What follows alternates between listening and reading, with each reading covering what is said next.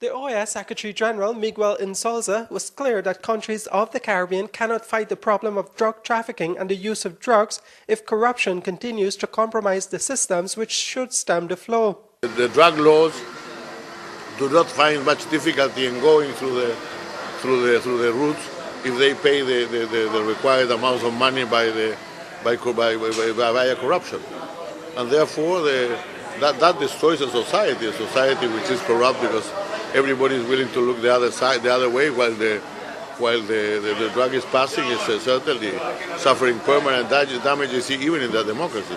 Mr. Insulza said that the drug problem is one of the most important challenges facing the Americas, with its impact on public health and the cost incurred by states, and with the tremendous amount of violence that it brings. However, he said that in some parts of the Americas, like in his country Chile, drug use does not necessarily mean more violence if there is a robust police service and a cooperative judicial system. In my country, in Chile, there's a high consumption of drugs and a very low degree of violence. And the reason, I think, and to be very frank, is that the institutions work. So you know that if you get into violent matters because of drugs, you will probably be punished. It's not a matter of how many years you are going to jail. It's that to be certain that you will go. There are other countries, unfortunately, in which the rate of impunity is 97–98%, meaning that only 2 crimes of 100 are really prosecuted. So actually, in those cases, the violence is very cheap in the sense that, the crime and all that is not very much punished. And people are not going to jail for it. The United States is said to take in most of the drugs that passes through the Caribbean.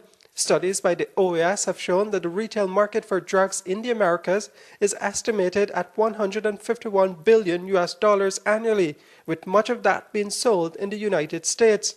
Caribbean governments have been urging the United States and other Western nations to help fund strategies to combat drug trafficking. The OAS Secretary General agrees, though he said there are new trends in drug use and policies in the United States. Consumption of cocaine has fallen in the U.S., has fallen very strongly, but not because people use less drugs, but because they use more artificial drugs. Amphetamines and other things. And the other one is that this administration has a stronger approach to public health. To the treatment of drug matters such as the alternative courts. Not treating every user as a criminal, etc. Because the U.S.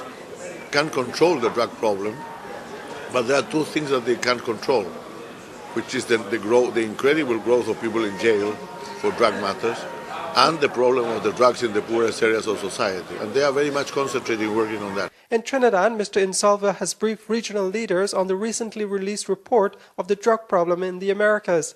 The report raises the possibility of decriminalizing drug use as a real alternative to be studied and considered, because if drug addiction is considered as a health problem, it is not consistent to consider addicts as suffering from an illness, while at the same time punishing them.